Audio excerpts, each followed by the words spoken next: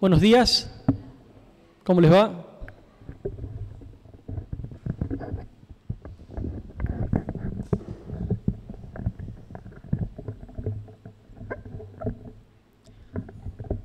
Bueno, como el pastor Eduardo nos adentraba, vamos a seguir con esta serie de sermones que hemos titulado Encontrándome con Dios en los caminos de la vida.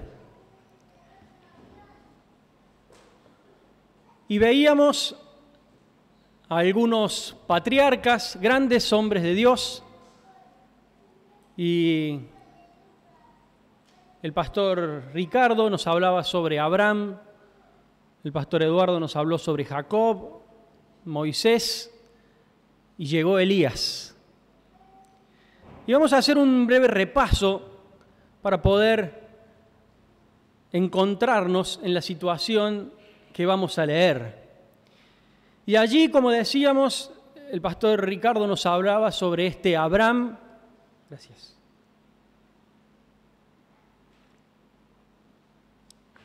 En el capítulo 12 de Génesis, el cual tenía un encuentro con Dios y él se unía a Sara, su esposa, y nos traía a este mundo a Isaac, su hijo.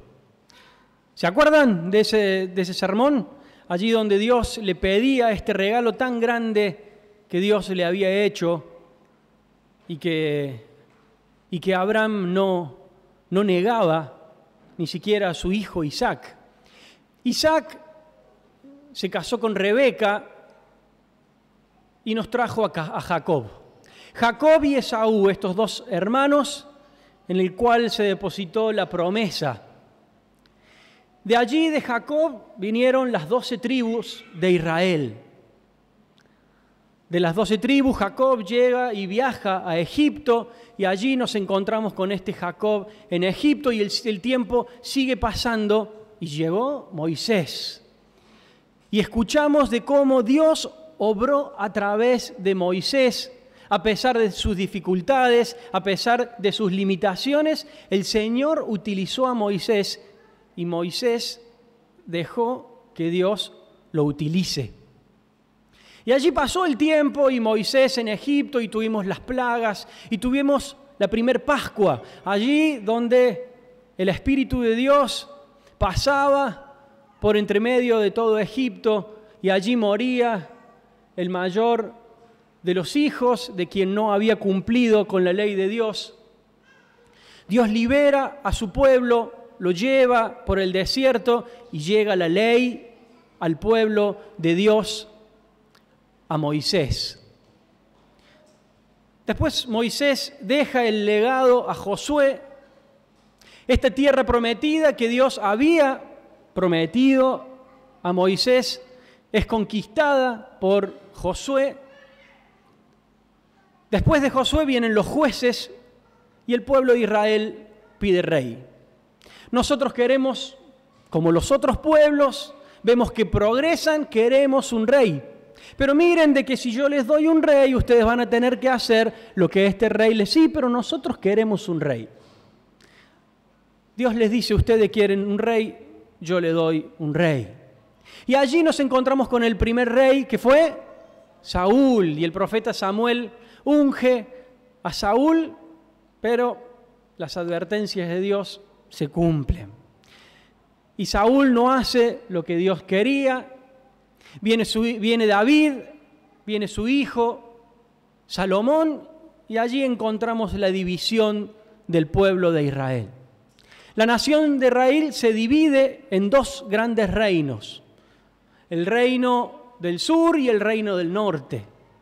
En el reino del sur encontramos a dos de estas 12 tribus que se habían formado, la tribu de Judá y la tribu de Benjamín, y en el reino del norte encontramos a las otras 10 tribus. Y cada una de estos reinos tenía su rey. ¿Me siguen hasta ahí más o menos? Les cuento que me costó bastante tiempo poder armar esto y poder entender cuánto tiempo pasó y qué es lo que había pasado en el pueblo de Dios, pero hay un común denominador en todo este tiempo que nosotros acabamos de resumir en escasos minutos. Hubo una decadencia espiritual de reino en reino. Y recién veíamos a Salomón. En el reino del norte siguió Jeroboam, Nadab, Basá, Omri y llegó su hijo. Y si leemos cada uno de esos pasajes que acabo de marcar allí, vamos a encontrar lo mismo. Uno que busque primero de Reyes 11:6.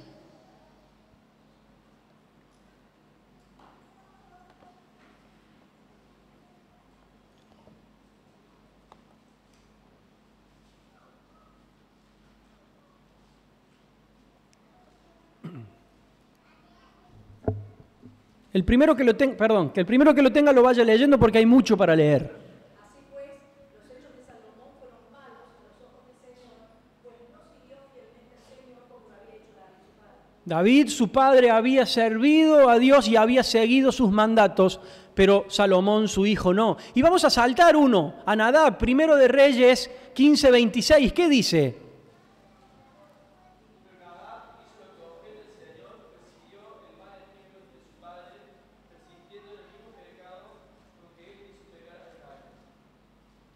Persistió en el pecado y no solamente pecó, sino que hizo pecar a Israel. Omri, primer libro de Reyes, capítulo 16, versículo 25, ¿qué dice? Los hechos de Omri fueron malos a los ojos del Señor e incluso peores que los de los reyes anteriores a él. Y la cosa se iba empeorando. Y esto tenía sus consecuencias. Los periodos de reinado de cada uno de estos reyes no superó los 22 años, Jeroboam 2 años, Nadab 24 años, Basa, Omri 12 años, y llegamos a Acab. Vamos a leer el capítulo 16 del primer libro de Reyes, desde el versículo 29 hasta el 34. Comenzó a reinar Acab, hijo de Omri, sobre Israel el año 38 de Asá, rey de Judá, el otro reino que habíamos visto. Y reinó Acab, hijo de Omri, sobre Israel en Samaria 22 años. Y Acab, hijo de Omri, hizo lo malo ante los ojos de Jehová, más que todos los que reinaron antes de él. Porque le fue ligera cosa andar en los pecados de Jeroboam, hijo de Nabat, y tomó por mujer a Jezabel, hija de Et-Baal, rey de los Sidonios, y fue y sirvió a Baal y lo adoró. E hizo altar de Baal en el templo de Baal que edificó en Samaria. Hizo también Acab una imagen de acera, haciendo así Acab más que todos los reyes de Israel que reinaron antes que él, para provocar la ira de Jehová, Dios de Israel. En su tiempo, Hiel de Betel reedificó a Jericó a precio de la vida de Abiram, su primogénito, echó cimiento. Y a precio de la vida de Segub, su hijo menor, puso las puertas conforme a la palabra que Jehová había hablado por Josué, hijo de Num. La situación se iba empeorando gobierno tras gobierno. Cada rey que venía empeoraba la situación. Y llegó la gota que rebalsó el vaso. No solo vino Acab, sino que se juntó con Jezabel. Encontramos en este pueblo, en esta época, en este tiempo, idolatría. Nos cuenta la Biblia de que este rey se encargó de hacer un templo a Baal. La palabra Baal puede denotar cualquier divinidad ajena al Dios de Israel. Fue un nombre común para el Dios de la fertilidad de Canaán. El Antiguo Testamento registra que Baal era Dios de los cananeos, Baal era Dios de la lluvia y de la fertilidad. Allí el pueblo y sus gobernantes se encargaban de sacar la vista del Dios de Israel. Y aquí les traigo otro Dios, un Dios que hace llover, un Dios que fructifica con sus profetas, profetas que dicen lo agradable al oído y no lo que el pueblo no le gustaba escuchar de parte de Dios. Dentro del templo de Baal se encargó de hacer una imagen a Asera. Asera era la diosa femenina cananea de la fertilidad, de la pasión. Se creía que era esposa y hermana de Baal. Asera era la diosa principal de Tiro, ciudad de la cual Jezabel había venido. Entonces allí nos encontramos en una situación de idolatría, de desenfreno, en donde se había sacado la vista del Dios de Israel, del único Dios verdadero, el cual había puesto a este pueblo en donde estaba, el cual había provisto a este pueblo de libertad, de alimento, de guía. Sin embargo, el pueblo había alejado los ojos de este Dios. No solo había idolatría, sino que había desobediencia. Josué 6:26. Alguien que lea fuerte, ¿qué había advertido Josué sobre quien se animara a reedificar los muros de Jericó?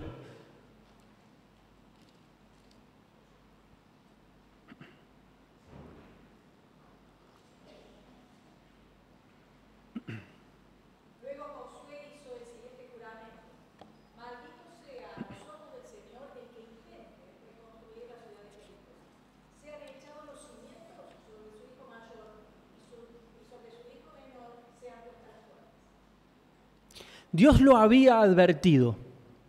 El desconocimiento de la palabra de Dios, de la ley de Dios, de los preceptos de Dios de este pueblo hizo sacrificar a su hijo mayor y a su hijo menor. Encuentro allí también desprecio por la vida y por lo que Dios nos da, que son nuestros hijos.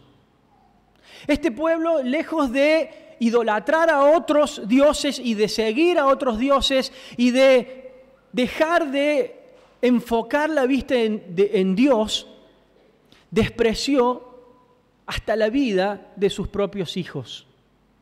Desconociendo los mandatos de Dios, lo que Dios les había dicho a través de Josué, reedificaron los muros de Jericó y junto con los muros se fueron la vida de su hijo mayor y junto con la puerta se fue la vida del hijo menor de quien no obedeció los mandatos de Dios.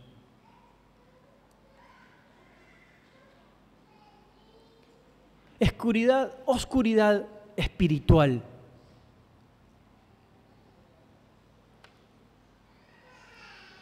El versículo 19 del capítulo 18 del primer libro de Reyes muestra cómo había profetas de Baal mantenidos por el gobierno de turno. Cuenta allí la Biblia de que hay profetas que se alimentaban de la mesa de Jezabel. Hermanos, no encuentro mucha diferencia entre los tiempos que estamos leyendo y los tiempos que estamos viviendo. También encuentro idolatría en nuestra sociedad. También encuentro una sociedad que ha sacado la vista de Dios y que la ha puesto en los dioses que hoy tenemos. También encuentro una sociedad desobediente y desconocedora de las leyes y los mandatos de nuestro Dios. También encuentro una sociedad a oscuras. También encuentro gobiernos que determinan cosas no conforme a la voluntad de Dios. No encuentro mucha diferencia entre aquella sociedad y la sociedad que nos toca vivir. Pero también me pregunto, ¿cómo hacer? ¿Cómo lograr yo una diferencia en esta sociedad en la que me toca vivir? ¿Cómo marcar la diferencia? ¿Cómo ser alguien diferente? Entonces allí me encuentro con este gran hombre de Dios. A través de la historia, Dios se encargó de levantar hombres suyos en tiempos difíciles. Y no solamente, como veníamos estudiando, estuvieron Abraham, Moisés, Jacob, Elías, y podemos seguir. Un poco más acá encontramos en tiempo de la Reforma hombres de Dios que marcaron diferencia. Hay hombres de Dios como Calvino, como Lutero, pero los hombres de Dios no se acabaron. Los hombres y las mujeres de Dios siguen existiendo y está en nosotros hacer la diferencia en una sociedad corrompida. Podemos ver la vida de este Elías que vamos a leer y quedarnos con una hermosa historia de un gran hombre de Dios. Estudié la vida de Elías probablemente en la escuela dominical. Y allí me acuerdo de las imágenes del franelógrafo cuando veía las imágenes de este Elías orando para que cielo cayera del cielo y cómo acababa con la vida de los profetas de Baal. Y cómo hasta me acuerdo la imagen de este Elías sentado cuando los cuervos venían a alimentarlo, y no les quiero contar el final de la película, pero me puedo quedar con eso, con una idea de algo que pasó y que ya no puede volver a pasar, y qué lástima sería que no pase en mi vida. O podemos ver la vida de este gran hombre, Elías, que era igual que nosotros. Santiago 5:17, ¿qué dice?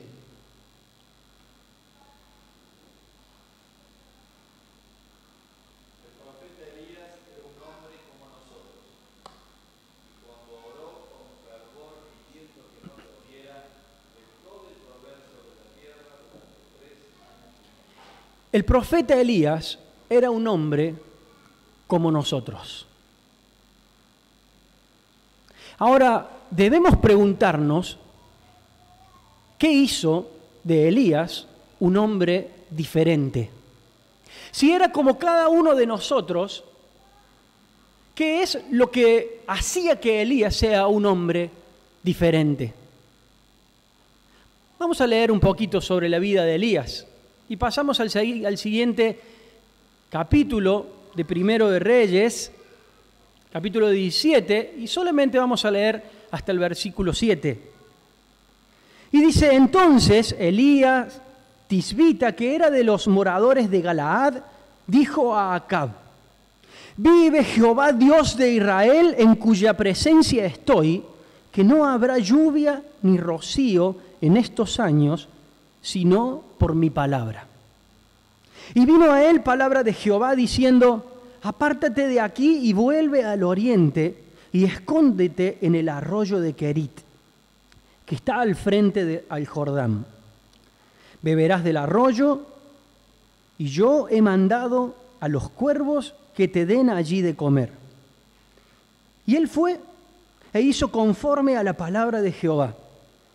Pues se fue y vivió junto al arroyo de Querit, que está frente al Jordán. Y los cuervos le traían pan y carne por la mañana, y pan y carne por la tarde, y bebía del arroyo. Pasados algunos días, se secó el arroyo, porque no había llovido sobre la tierra. Elías va, se presenta frente a este rey y le dice, no va a llover y ni siquiera va a caer rocío hasta que yo no dé mi palabra. La aparición de Elías en la Biblia, en la historia, es de repente. Muchos no sabemos más que era de los moradores de Galaad, de los moradores de estas regiones, que eran regiones de montaña. Solo sabemos que vivían de los rebaños que cuidaban, que vivían en las montañas, que eran personas fuertes físicamente, porque se dedicaban a la cría de sus rebaños. El nombre de Elías tenía mucho que decir. Significaba mi Dios es Jehová. Era tisbita, que significa uno que trae a conversión. Ya en su nombre Elías traía su ministerio. Y él se paraba frente al rey Acab y le decía, vos tenés dioses que no son dioses vivos. Vos tenés dioses, adorás, servís a dioses que no son dioses vivos.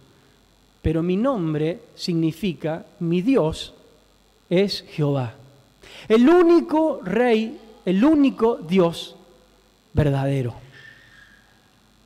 Y es con este mensaje que Elías llega frente al rey Acab.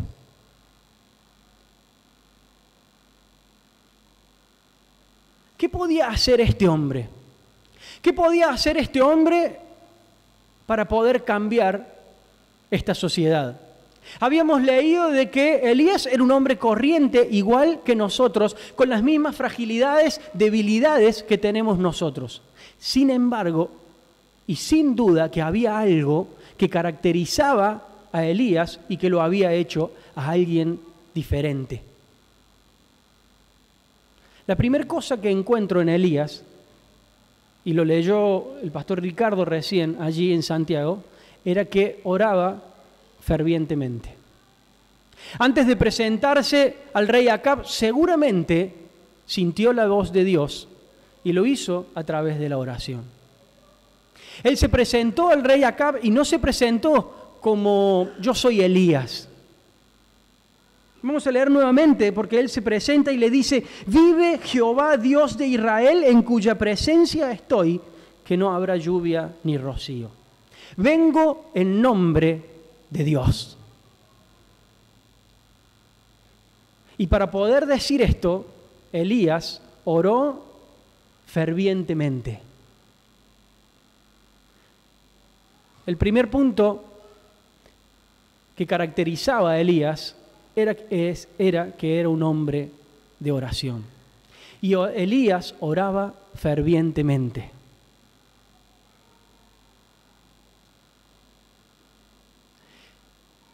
Lo que Dios quería hacer con Elías era mostrarle que debía confiar solamente en Dios y no en sus propias fuerzas. Sin duda que Elías también tenía miedos. Cuando seguimos leyendo la historia y después de que Elías se presenta frente a Acab, se va como acabamos de leer, él vuelve, es alimentado por la viuda y después va y se presenta frente a los sacerdotes y profetas de Baal. Yo les invito a que leamos esta historia, que puedan leerla. Él termina con la vida de todos los profetas. Ordena que corran tras los profetas, los atrapen y él se encarga de degollarlo. Ahora, seguido a esto, Jezabel se entera de lo que había hecho Elías y a él le agarra miedo. Por lo tanto, es un hombre que sentía miedo como nosotros. ¿Qué fue lo que le dio el valor a Elías para presentarse frente a Acab y poder plantearle las cosas como lo eran? Era su relación con Dios. Era poder confiar en Dios. Y Dios trató con Elías en el desierto. Y Dios, después de que Elías habló con Acab le dijo, necesito que te separes. Necesito de que te apartes al desierto de Kerit.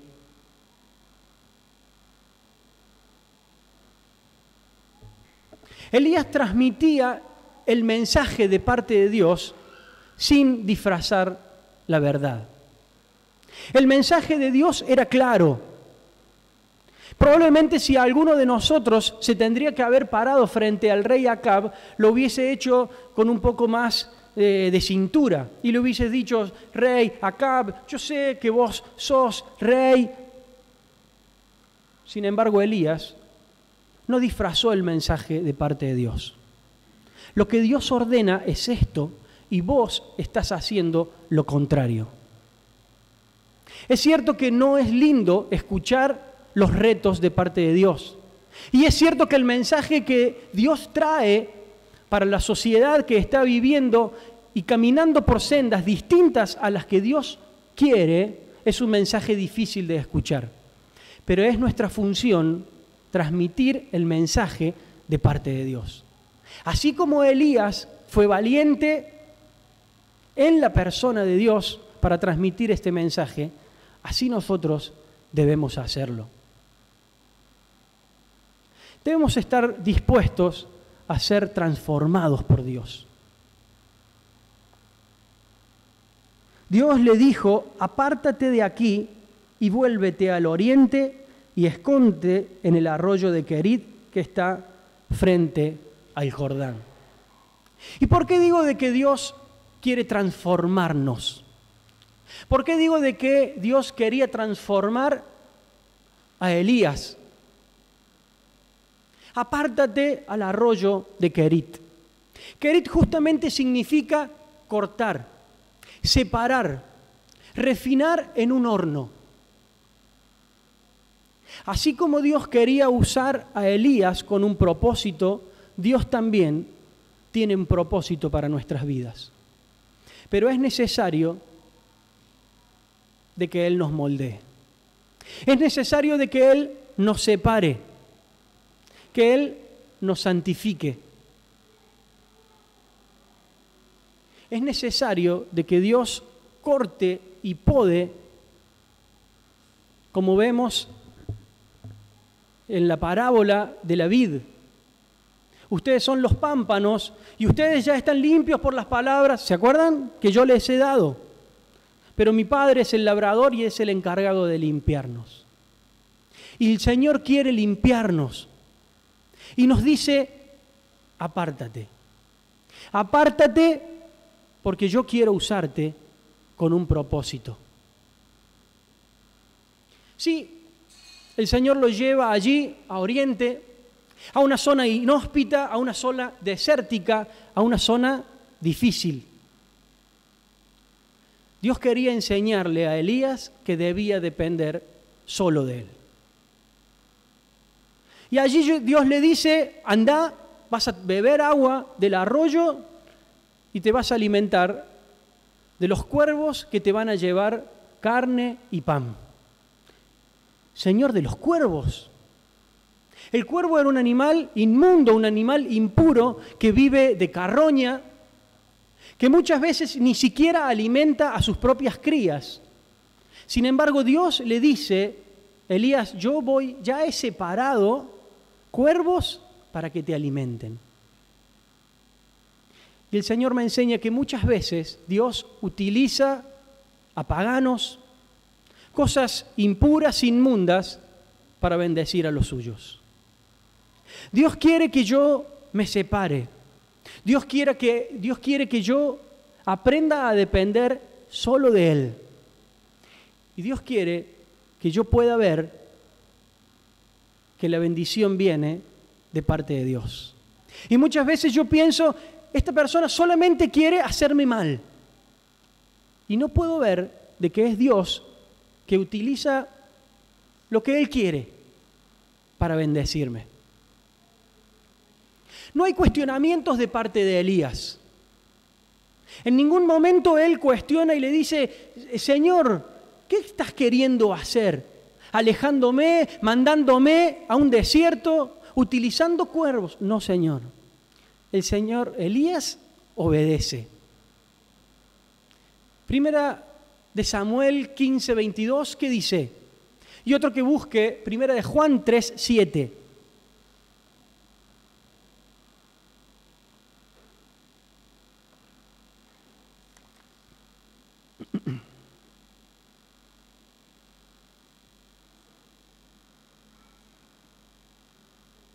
Primera de Samuel 15:22 y en la otra punta, primero de Juan 3:7.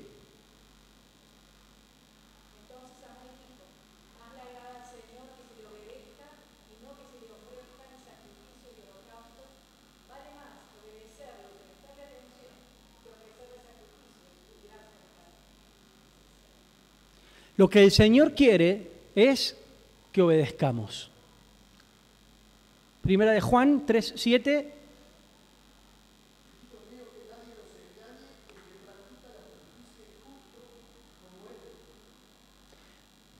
El Señor quiere que obedezcamos, que practiquemos la justicia. No que cuestionemos. No es que cuestionemos su voluntad. No que cuestionemos sus mandatos. Así como Elías obedeció, el Señor se agrada en nuestra obediencia. Y así como el Señor cumplió, así como el Señor prometió, el Señor cumplió. Dios me enseña de que Él es fiel.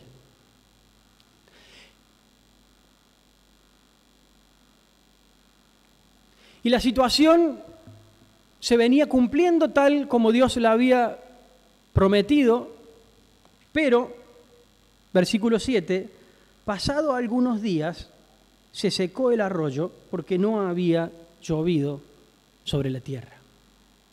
Y la situación se puso difícil. Claro, la comida venía, pero el arroyo se secó. Y ahora ya no tengo más de dónde beber. Y yo me pregunto y te pregunto, ¿alguna vez en tu vida se secó el arroyo?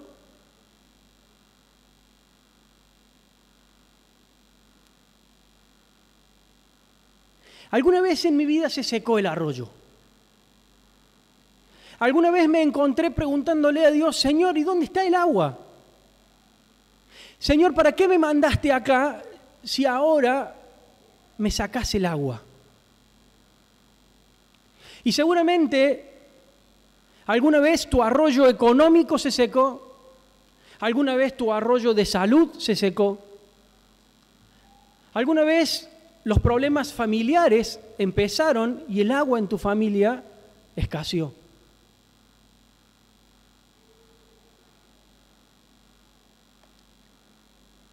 En esta tierra nada dura para siempre, solamente la palabra de Dios. Y Dios es fiel. Y cuando las situaciones empiezan a ponerse difíciles, yo tengo que saber de que Dios es fiel. Y los días pasaron y probablemente el Señor no hablaba, pero Elías no tomó la determinación de decir, bueno, agarro el bolsito y me voy porque el Señor no me manda agua, no me contesta y yo tengo sed. Elías esperó. Esperó a Dios y Dios le contestó.